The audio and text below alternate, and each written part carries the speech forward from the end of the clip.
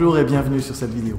Je souhaite partager avec vous un panel très large d'usages possibles du mind mapping. Et pour ce faire, je vous propose simplement d'évoquer quelques petites anecdotes sur des façons dont le mind mapping peut être utilisé dans des contextes très différents, à partir simplement de choses qui me sont arrivées. Et pour commencer, simplement, où est-ce que et quand j'ai appris que le mind mapping, cet outil visuel génial, mais que je ne connaissais pas du tout à ce moment-là et qui m'a paru d'abord étrange, où est-ce que je l'ai rencontré et quand? Il se trouve qu'il y a un peu plus de 20 ans, je faisais une formation sur Paris.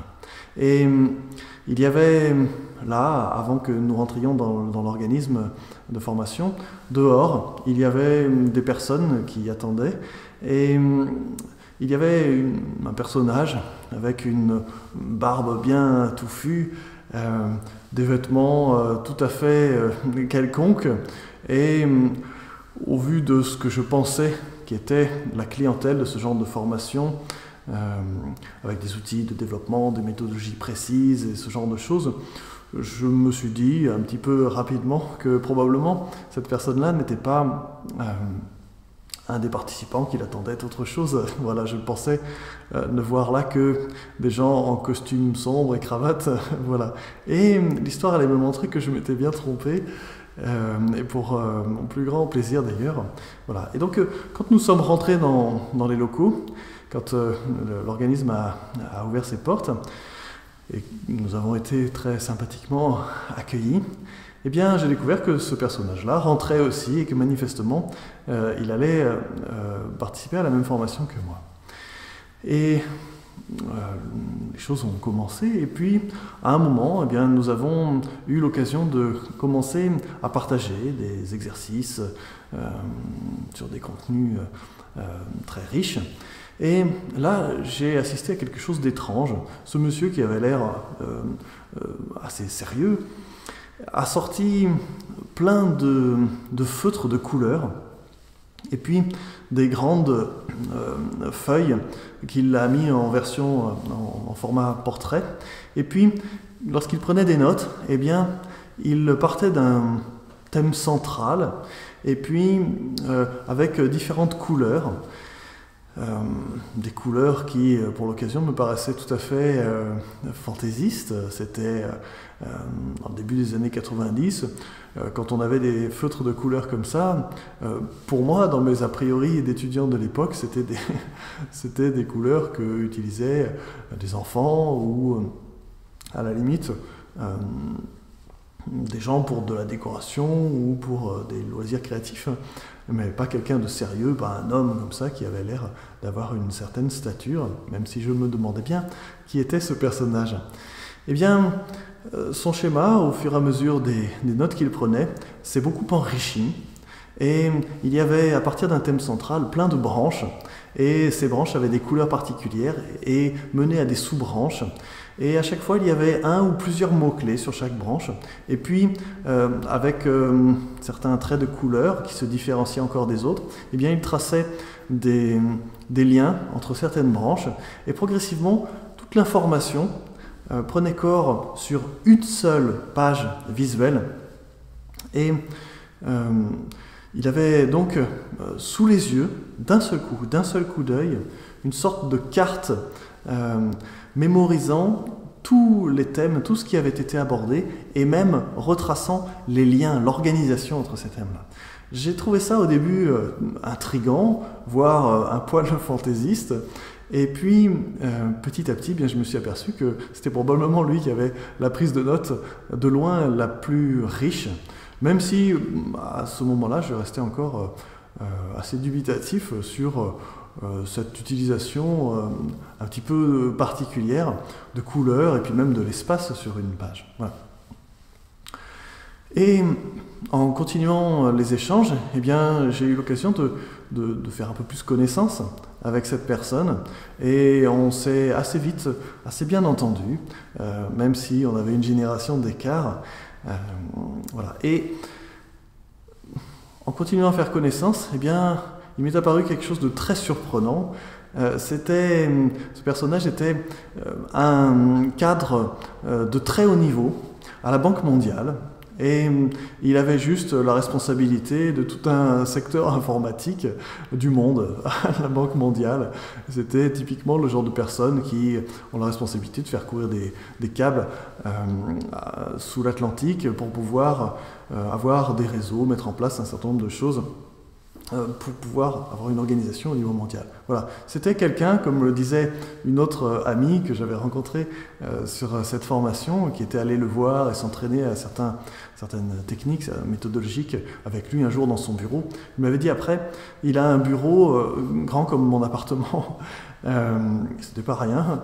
Voilà. Donc derrière ces airs qui ne payaient pas de mine, et derrière sa liberté à prendre des notes d'une manière qui pouvait paraître étrange, voire pas très sérieuse vis-à-vis des autres. Voilà. Il se souciait assez peu de l'image qu'il pouvait donner. Ce qui l'intéressait, c'était l'efficacité de ce qu'il faisait et sa capacité à attraper beaucoup d'informations, à les organiser, à en tirer l'information principale, à en tirer des thèmes, des choses qui sautaient aux yeux, parce que c'était très visuel, des liens que d'autres n'auraient pas fait, et à garder le maximum de choses. Et il est apparu plus tard, dans les années, nous avons continué à nous côtoyer, et même il m'a proposé, quelques années plus tard, de travailler ensemble, de faire des choses dans ses locaux à Paris. Et nous avons eu des partenariats sur des actions à très haute valeur ajoutée dans des organisations très intéressantes et avec des situations très complexes dans lesquelles nous avions besoin de gérer énormément d'informations. J'ai découvert à cette occasion que sur toute la durée de mon parcours professionnel jusqu'à aujourd'hui, eh bien, parmi les personnes que j'ai rencontrées, c'est la personne qui a la plus grande capacité à rassembler de l'information très riche, beaucoup de l'information très précise, très diversifiée, à l'organiser et à créer quelque chose avec, à très forte valeur ajoutée pour les professionnels et les organisations auprès desquels il intervient. Et il avait justement créé, quelques années après ça, une société de formation, de conseil et d'accompagnement d'entreprises sur Paris qui accompagnait des multinationales que nous connaissons tous. Et sa capacité à capter l'information stratégique de nombreux ouvrages en une seule semaine, de s'intéresser à un thème qu'il ne connaissait pas encore et au bout de quelques jours avoir des informations beaucoup plus stratégiques que des personnes qui travaillent sur ce thème depuis des années. Évidemment aussi sa pensée systémique, son approche, sa formation systémique très solide lui donnait des atouts phénoménaux dans ce cadre-là, évidemment. Et relié à cet usage du mind mapping, eh bien, ça en fait quelqu'un qui a une capacité exceptionnelle à capter les informations, à en faire quelque chose de vraiment utile, de vraiment concret pour prendre des décisions, pour organiser des actions, pour faire travailler des équipes, pour faire avancer très concrètement des projets. Voilà. Donc derrière ce truc qui me paraissait très étrange, bizarre, voire pas très sérieux au début, vraiment, ça me paraissait pas très sérieux, eh bien j'ai découvert que c'était l'un des outils qui faisait qu'il avait la plus grande capacité à capter et faire quelque chose de vraiment utile, à très forte valeur ajoutée, de l'information qu'il croisait et même aller en chercher beaucoup plus que quasiment toutes les personnes que j'ai rencontrées depuis. Voilà. Ça, c'est le premier exemple, comment, à travers ce personnage, j'ai découvert, complètement par surprise, le mind mapping. C'est intéressant aussi parce que ça a battu en brèche des a priori. Certaines personnes ont des a priori sur différentes choses et évidemment sur des choses nouvelles et sur des méthodologies qui par ailleurs peuvent avoir plein de qualités et une très grande puissance, et néanmoins les a priori prennent souvent le dessus sur les faits, sur ce qu'on peut vraiment mesurer comme atout qu'il y a dedans. Et la rencontre et le travail avec cette personne, au fur et à mesure des années qui passaient, eh bien, a vraiment battu en brèche tous les a priori que je pouvais avoir sur cette question et sur d'autres attenantes. Voilà.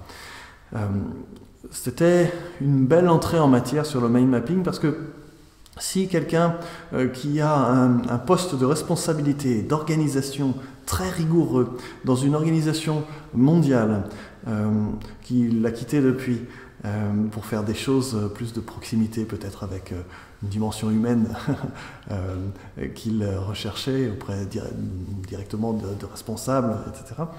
Si quelqu'un qui a une responsabilité comme celle-là, qui doit avoir une vision très large, qui a une obligation d'efficacité dans ce qu'il fait,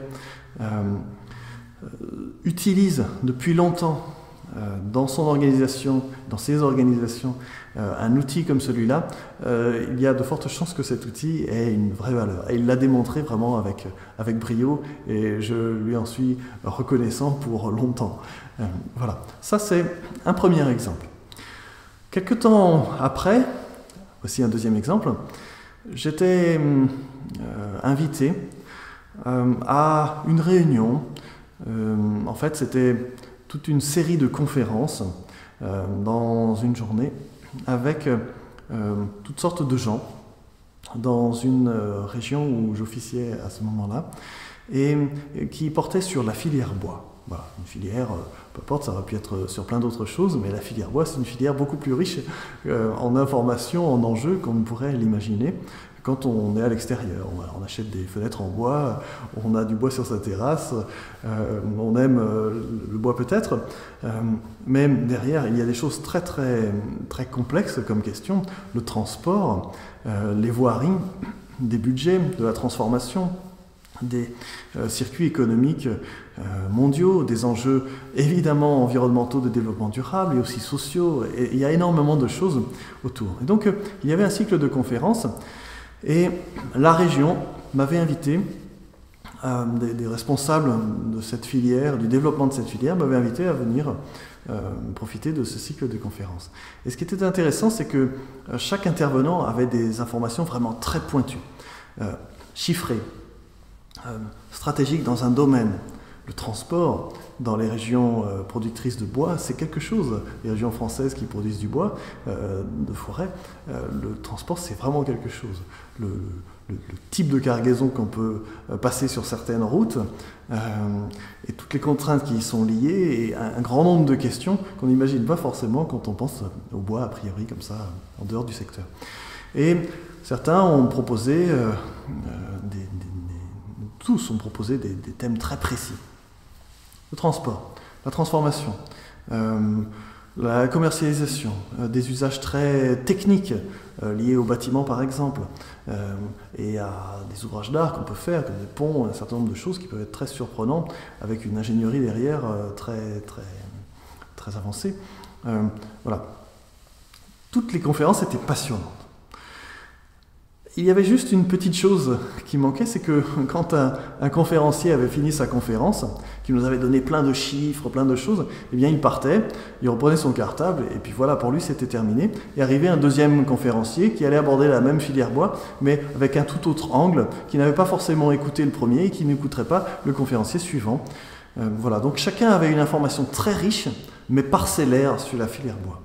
Et moi j'étais là pour venir m'instruire, pour venir comprendre un certain nombre de choses, découvrir des enjeux par rapport à cette filière. J'en connaissais certains et puis d'autres que je découvrais avec curiosité, une grande surprise, voilà, et sur laquelle j'avais vraiment tout à défricher de mon côté. Et j'avais pris une feuille que j'avais mis en format paysage et j'avais mis un thème central sur la filière bois. Et puis, à chaque conférencier, eh bien, j'avais créé une ou plusieurs branches et puis plein de sous-branches. Et j'avais capté à peu près toute l'information clé de chaque conférencier. Ses chiffres, des enjeux clés, etc. Voilà, j'avais tout pour le premier conférencier. avec un petit tableau ici, relié à une branche, etc. Voilà. Et puis quand est arrivé le deuxième conférencier, bien naturellement, j'ai continué. J'avais encore de la place sur ma feuille parce que c'est très économe en place. On rentre plus d'informations dans moins de place en faisant du mind mapping et en plus on a tout sous les yeux. J'ai continué sur la même mind map à prendre les notes pour le second conférencier.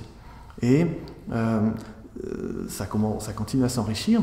Et il est apparu quelque chose d'intéressant, c'est des liens entre ce que disait ce conférencier et ce qu'avait dit le conférencier précédent. Alors j'ai noté ces liens avec quelques ingrédients qu'on met classiquement sur le mind mapping, comme simplement des traits, des bulles, des flèches, des choses comme ça. Et ça me faisait apparaître déjà des enjeux stratégiques qui n'apparaissaient pas dans les deux conférences prises séparément. Et là, faire se rencontrer ces informations, il apparaissait des enjeux stratégiques, des pistes, des solutions, des questions nouvelles. Voilà. Et c'était vraiment très riche. Et là, je commençais à prendre une vraie vision globale de cette filière et de ces enjeux, et de ce qu'on pouvait y faire, évidemment. Et j'étais encore loin du bout de ce cycle de conférences, et loin de savoir tout ce que j'allais encore apprendre de passionnant. Quand le troisième conférencier a commencé sa conférence, eh bien j'ai continué sur la même mind map, et j'ai continué à faire des liens, et là, vraiment, il m'apparaissait énormément de choses qui me paraissaient être des clés, et manifestement, aucun des conférenciers n'allait aborder ces clés. Et effectivement, l'expérience a montré qu'aucun de ces liens n'est apparu dans le discours, ce qu'a présenté le conférencier, alors qu'ils en savaient évidemment plus que moi, ou plus que la plupart des gens qui assistaient à ce cycle de conférences, chacun sur leur partie. Mais ces liens qui sortaient avec toutes leurs informations clés, ça faisait quelque chose de vraiment stratégique qui apparaissait et qui était tout neuf. Et il y a eu encore un autre conférencier, etc. Voilà. Et à la fin du cycle de conférences, eh bien, j'avais une seule mind map. Alors, j'avais encore un entraînement pas très grand en mind mapping. Ma mind map était peut-être pas très illustrée. Elle était très remplie. Ma page, il restait quasiment plus de petits espaces blancs où rentrer des informations. Néanmoins, à travers ça, j'arrivais à lire à peu près tout. Enfin, je dis à peu près, j'arrivais à lire tout, à retrouver très vite la structure, et quand je faisais le zoom sur une information, mon cerveau gardait les ancrages, les liens vers tout le reste, et puis ça me permettait de faire plein de liens entre des informations qui étaient arrivées à des moments très différents de la part de conférenciers différents. Et je me trouvais que cette mind map, je trouvais ça vraiment passionnant. Et il y a une autre personne qui était dans la salle, qui était un petit peu en arrière, un petit peu décalée, et qui regardait avec un œil curieux ce type un peu dingue qui prenait toutes ses notes de toutes les conférences sur une seule et même page, d'une manière colorée, en changeant de couleur, en prenant ça manifestement pas d'une manière linéaire, mais d'une manière très visuelle et très organisée. Et visuellement très organisé, ce qui demande, on y reviendra, mais ce qui demande du coup beaucoup moins d'efforts pour le cerveau pour capter les liens et cette organisation, et ces efforts qu'il a en moins à faire sur les liens et l'organisation, eh bien il peut les faire en plus sur utiliser l'information directement. Voilà. Et cette personne était une responsable de la région. C'était une ingénieure qui avait des responsabilités dans la région de développement de certaines choses en lien direct avec la filière bois. Et elle avait été très attirée par cette capacité à prendre des notes. Voilà, pour moi, c'était presque un coup d'essai, un entraînement dans ce genre de contexte. Mais manifestement, ça avait suffi à ce que, en jetant des yeux curieux de mon côté, elle avait pu s'apercevoir qu'il y avait quelque chose d'intéressant. Et donc, quelques jours après, j'ai reçu un coup de fil et elle m'a proposé de venir la rencontrer. Et quand, en la rencontrant, j'ai appris ce qui avait déclenché ce coup de fil et cette rencontre qui a vraiment été très intéressante, évidemment, ça a été... Elle m'a dit que c'est quand elle avait repéré comment je prenais mes notes et comment j'arrivais à relier, à rassembler des informations aussi nombreuses et aussi éparpillées en une seule une seule base de données quelque part visuelle sur une seule page où je pouvais exploiter tout et relier les choses entre elles. Et pour elle, ça c'était une clé. Et c'était ça qui avait déclenché le coup de fil. Et donc c'est ça qui a déclenché des échanges très fructueux, très intéressants. Voilà, donc ça c'était le deuxième exemple, comment susciter la curiosité, comment déclencher des échanges fructueux avec des personnes qui doivent avoir une vision globale pour pouvoir faire des développements à l'échelle d'un territoire par exemple, en lien avec une filière économique, en lien avec des considérations réglementaires, en lien avec des considérations très physiques sur le transport, sur le bois, sur plein de choses, en lien avec plein de considérations environnementales, sociétales, etc. Voilà, sur un territoire évidemment. Donc aussi en lien avec des enjeux politiques et autres, voilà, des enjeux techniques et j'en passe. Donc, au-delà de cette curiosité, il y avait aussi simplement le fait d'avoir une information, une synthèse d'informations à la fois riche, il y avait vraiment énormément de détails, et à la fois globale, les deux à la fois, et captable et utilisable immédiatement pour des choses stratégiques. Donc si vous avez des enjeux stratégiques, des choses à mettre en place, des services à mettre en place, des options stratégiques à prendre dans une vision vraiment globale et très riche, c'est un excellent outil pour ça. Ça, c'est mon deuxième exemple. Volontairement, je voudrais passer complètement dans un autre cadre, un tout autre cadre pour un troisième exemple. Ce troisième exemple, eh bien, c'est celui de parents qui avaient une fille qui avait 10-11 ans et qui était en 5e. Voilà. Et donc je vous ai prévenu, c'est complètement un autre cadre. Et ses parents donc, avaient la chance d'avoir une fille qui fonctionnait bien, qui apprenait vite, etc. Et qui simplement, avec les années, il se posait la question à son sujet, comment maintenir sa dynamique d'apprentissage, comment lui permettre d'avoir plus d'outils cognitifs, intellectuels, et aussi de maintenir à la fois son efficacité, mais aussi le plaisir qu'elle avait à apprendre, et aussi sa capacité, cette intelligence qui consiste à rester créative par rapport à l'information, à faire des liens entre les choses, etc. Et donc, ils m'ont demandé si je pouvais lui apprendre à utiliser le mind mapping. Alors ce que je leur ai proposé, c'est de passer une journée ensemble, les deux parents et cette élève, de venir passer une journée ensemble, et que pendant cette journée, eh bien, à la fois, je lui transmette comment on fait du mind mapping, et à la fois que je le transmette aux parents. Et ce qui s'est passé, eh bien, c'est que les parents ont participé à chaque exercice que nous avons fait. Par exemple, nous avons pris des thèmes sur l'histoire, sur la géo, sur les maths, sur différentes choses, des thèmes du programme scolaire de 5e. Nous étions en juin, elle était en train de terminer sa classe de 5e, et ça faisait une excellente révision, et comme ça, ils espéraient qu'elle pourrait être prête à utiliser ce mind mapping pendant l'été, pour continuer à apprendre des tonnes de trucs, et avoir déjà probablement bouclé presque tout le programme de 4e avant la fin de l'été. Voilà.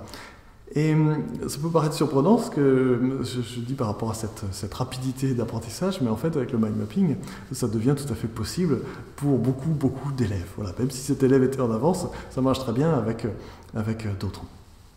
Et à chaque fois que nous abordions un sujet, eh bien nous l'avons fait en traçant des mind maps. Et ce traçage de mind map, au début il était très simple, et puis petit à petit, je leur montrais comment enrichir la mind map avec différents ingrédients, des couleurs, des pictogrammes, des petits dessins, des liens, des formes de lettres, etc. Et progressivement, ça devenait vraiment un outil graphique. Et ce à quoi ne s'attendaient ni l'élève ni les parents, c'est que ça devienne vraiment agréable. Pour l'élève, c'était une vraie source de plaisir, et pour les parents, eh bien, c'était aussi une source de plaisir de découvrir qu'ils pouvaient s'adonner à ce genre de choses sur des thèmes scolaires, et ils trouvaient à la fois de l'esthétique, de l'efficacité, il y avait une vraie stimulation intellectuelle, et comme ça se faisait ensemble, ça a créé autre chose, ça a créé à la fois des échanges entre les parents, des échanges des deux parents vis-à-vis de leur fille, des échanges de chacun des parents avec sa fille.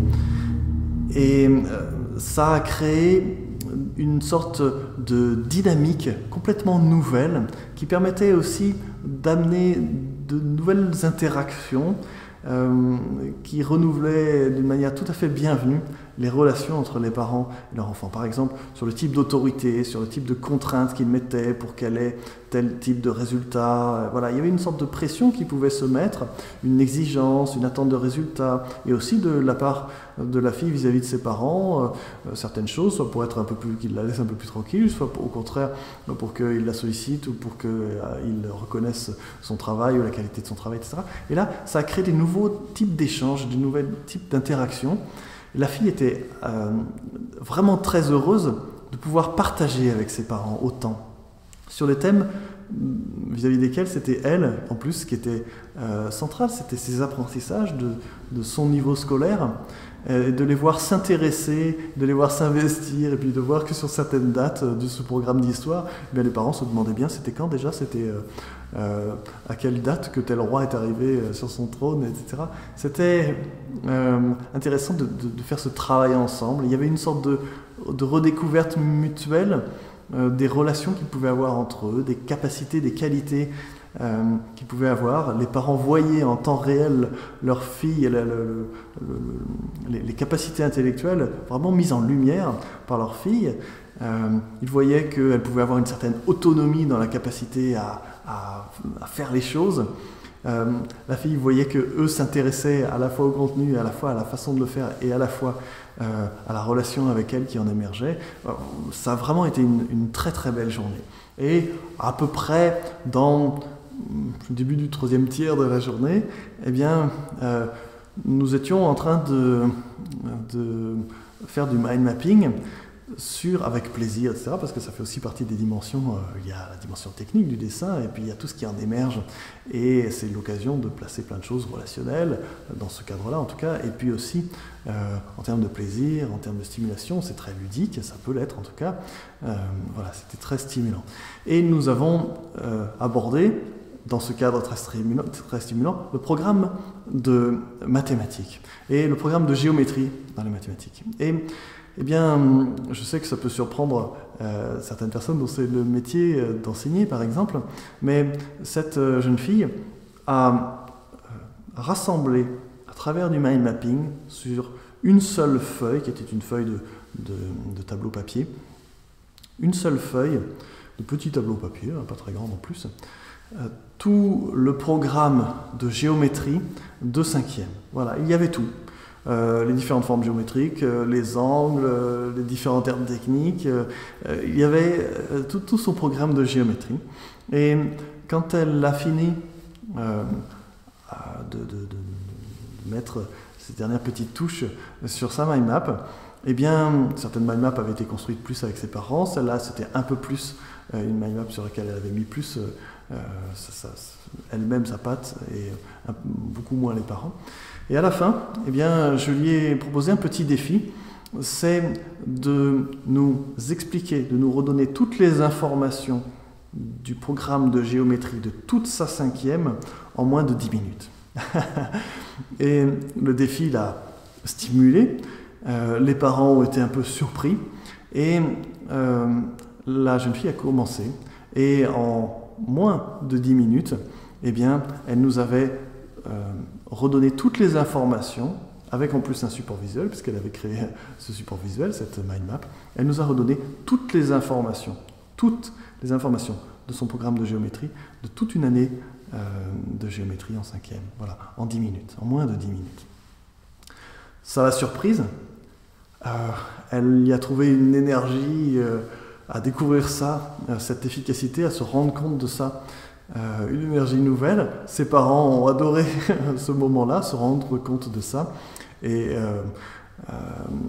j'y ai pris aussi beaucoup de plaisir. Voilà. Donc, je sais que sur les apprentissages, il y a beaucoup à faire, mais le faire, le montrer, le partager voir à quel point ça marche si bien, et en plus sur une matière sur laquelle classiquement des gens pensent que bon, il y a certains élèves qui sont faits pour ça et puis d'autres pas, ou que c'est pas la matière à plaisir par excellence, les maths.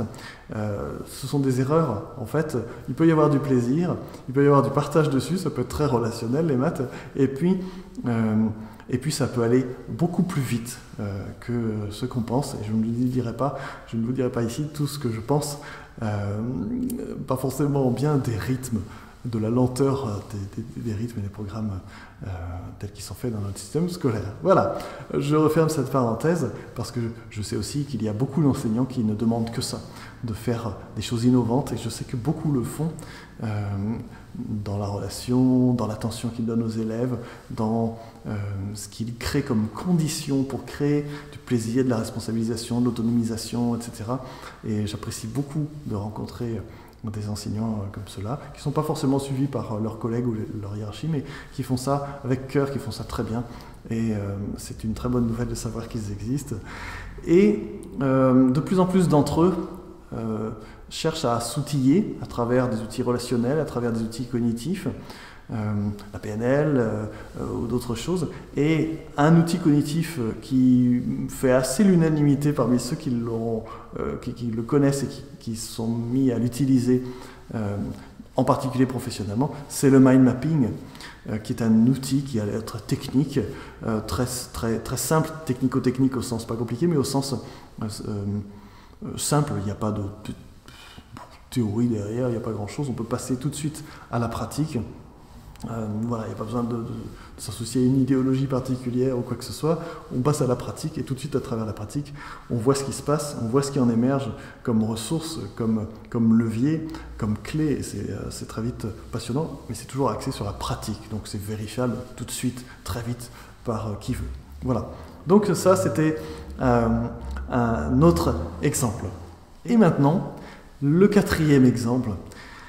Ce quatrième exemple, encore dans un autre contexte, j'ai formé beaucoup de personnes, d'équipes, de consultants qui accompagnent la création ou le développement d'entreprises. Et parmi ces équipes, eh bien, beaucoup ont profité d'apports sur le mind mapping, et très rapidement, ils ont pu utiliser ce mind mapping. Très rapidement, au point de surprendre les membres de ces équipes, au point de surprendre la hiérarchie, dont certains cherchaient à utiliser le mind mapping et puis à le transmettre depuis longtemps aux équipes, et ça passait pas, ça ne marchait pas.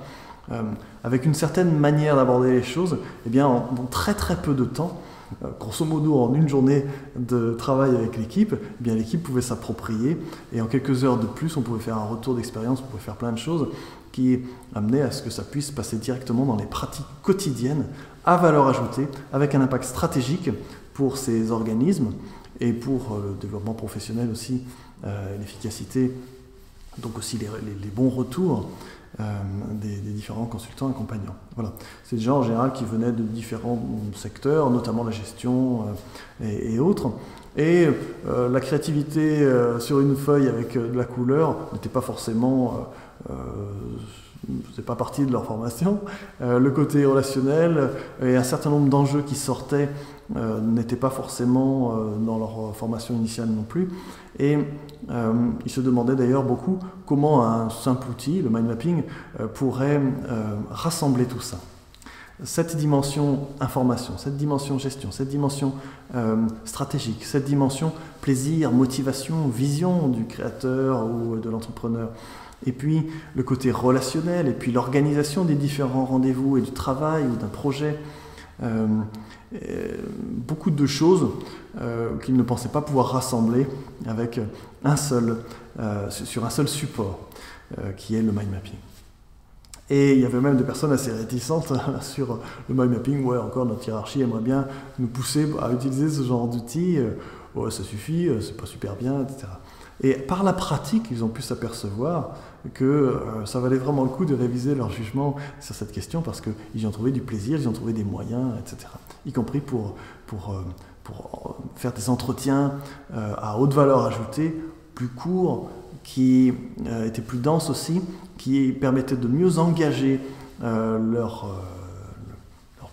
interlocuteurs, leurs clients, de mieux avancer avec eux, que le client reparte avec quelque chose de plus solide, qui permettait de mieux construire les démarches ultérieures pour donner plus de chances de succès à une création d'entreprise ou de développement. Voilà, donc ils y ont trouvé beaucoup de choses et je voudrais juste vous donner un petit élément du travail que nous avons fait ensemble. Un jour, eh bien, en équipe, nous avons abordé une question sur comment aborder avec leurs clients le développement commercial. Et nous avons fait ça à travers la journée du mind mapping. Et chaque apport de chacun des participants de l'équipe, on a fait ça avec plusieurs équipes et à chaque fois c'était passionnant, chaque apport, eh bien, soit moi qui animais cette journée, soit le plus souvent autant que possible, la personne qui faisait cet apport, eh bien, venait le mettre sous forme d'une branche ou d'un élément d'une mind map sur un grand tableau blanc qui prenait une partie du mur de la salle de formation, dans les locaux de l'organisme auquel je pense. Et donc c'était très participatif. Les personnes qui apportaient quelque chose de leur expérience savaient que cet apport, il allait être pris en compte et que c'est même elles qui allaient lui donner une forme à travers le mind mapping. Et que les personnes soient d'accord ou pas d'accord sur certains points n'était pas très important. Toutes les expériences ont pris leur place sur le mind mapping. Quand il y avait des points de désaccord, il y avait les différentes visions qui étaient sur le même mind mapping, ce qui permettait de trouver, non seulement de discuter ces points de divergence, de faire émerger d'autres informations qu'il y avait derrière cette divergence, d'arriver à trouver aussi des points de convergence, des liens, de recadrer des choses. Ça a donné quelque chose de très vite, très riche et très, très participatif, parce que cette création de mind map, c'était aussi une création d'une vision commune. Comme chacun y avait mis du sien, comme chacun y retrouvait du sien, et comme son information elle était aussi valorisée par le fait d'être dans une perspective globale dans laquelle chacun des autres avait mis du sien, eh bien ça crée une vision à la fois commune, avec des représentations communes, et que pour qu'une équipe avance vraiment bien sur un thème, elle a tout intérêt à avoir une représentation commune. On sait ça très bien en systémique par exemple. Elle avait une représentation commune, mais qui ne lui avait pas été imposée de l'extérieur, qui était une création, une émergence de cette équipe, une émergence très concrète. Et cette vision fédératrice leur permettait de prendre des décisions, d'enrichir des choses, de relier des ingrédients qu'ils n'avaient pas reliés jusque-là. Et nous étions partis simplement sur quelque chose d'assez circonscrit comme thème, la stratégie commerciale. Et les consultants l'équipe qui a créé cette mind map s'est aperçue à la fin, ça a été des commentaires qu'on a retrouvés dans tous les groupes sur lesquels j'ai conduit cette journée-là, c'est que ce thème de développement commercial, en fait, avec cette mind map, s'était transformé, en plus d'être toujours le thème du développement commercial, d'avoir vraiment répondu à cette question-là, s'était transformé en une vision stratégique de l'entreprise. En fait, à travers cette construction, grâce à la richesse du mind mapping, eh bien, c'est à partir d'un thème commercial, c'est toute une vision stratégique qui englobait le commercial, qui le replaçait dans un cadre plus large, qui enrichissait énormément d'ingrédients. Cette vision stratégique avait émergé alors même que ce n'était pas l'objectif initial. Et les personnes étaient surprises, et vraiment très agréablement surprises, de cette valeur ajoutée inattendue et très forte qu'il y avait à travers cette construction commune, en plus dans laquelle elles avaient pris plaisir à participer, évidemment. Et donc, c'est typique du mind mapping en individuel, mais aussi dans un usage collectif, dans un usage en équipe, par exemple, ou dans une organisation. C'est typique en réseau, on peut faire plein de choses, on pourrait imaginer ça dans des espaces de coworking et ailleurs, dans des territoires d'entreprise, voilà. cette vision stratégique, c'est typique de l'usage collectif du mind mapping. Elle émerge. Il n'y a même pas besoin de se faire des gros trucs. On va faire une rencontre stratégique. Voilà, la stratégie, c'est ci et ça, comme on fait dans certaines chambres consulaires qui ignorent un grand nombre de dimensions de la stratégie réelle, concrète, qui marche, innovante, etc., dont je ne citerai pas non plus les appellations que tout le monde connaît. Il y a des dimensions stratégiques très riches, très importantes, qui vont émerger naturellement.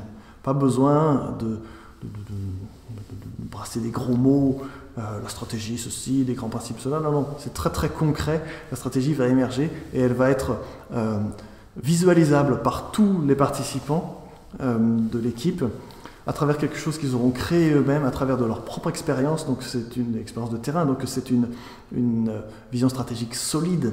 Elle est confortée par la confrontation des différentes représentations que chacun a pu amener. Elle est globale, elle est très cohérente parce qu'elle est construite à travers de quelque chose de très organisé. Cette représentation visuelle du mind mapping, c'est très organisé, c'est très organisateur et en même temps c'est très libre et créatif. Personne ne pense que soit on est organisé, soit on est créatif.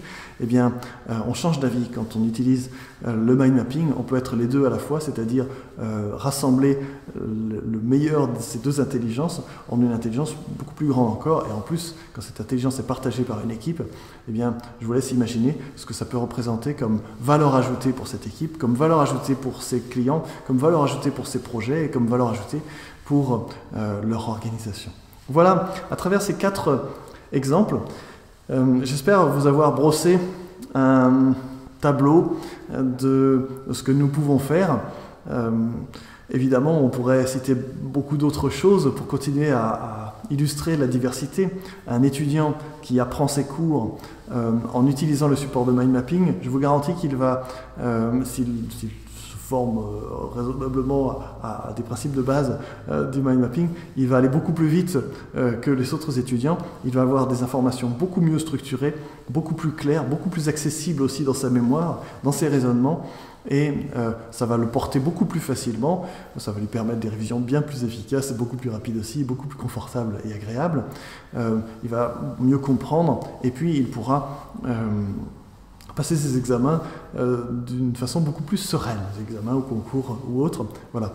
On pourrait continuer sur le projet, un projet familial ou une création de quelque chose, ou rassembler des gens autour d'une association, autour d'un conseil municipal, sur des questions qui peuvent être des projets, qui peuvent être des problèmes à régler, qui peuvent être des questions complexes, et rassembler les personnes autour de ça, eh bien, ça donne tout de suite quelque chose. Voilà. Donc que ce soit à titre individuel que ça vous intéresse le plus, que ce soit à titre collectif, que ce soit à titre plutôt privé ou à titre plutôt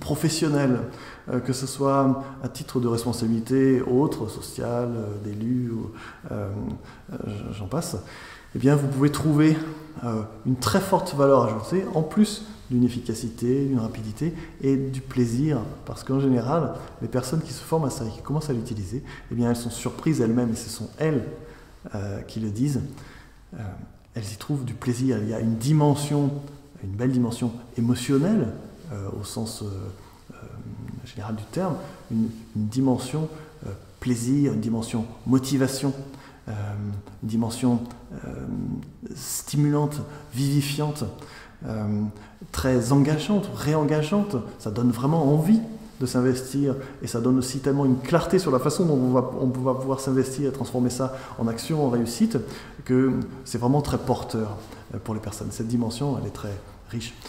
Un dernier petit exemple, rapidement, il y a une personne avec laquelle j'ai échangé qui a écrit un livre intéressant qui est sur l'utilisation du mind mapping dans des réunions, et notamment un des thèmes qui l'intéresse, c'est les négociations internationales. On s'aperçoit que quand les représentants de différents pays prennent l'avion rapidement pour aller à une négociation internationale, on leur remet dans les mains un gros dossier de 300 pages écrit d'une manière complètement linéaire. Il est complètement illusoire que, vu tout ce qu'ils ont dans la tête vu en plus les enjeux, les a priori qu'ils peuvent avoir les uns vis-à-vis des autres, etc., il est illusoire de penser qu'ils vont pouvoir computer ces 300 pages, ou même si c'est 30 pages, et qu'ils vont en tirer l'essentiel, qu'ils vont voir les liens entre les choses, des enjeux et des choses innovantes.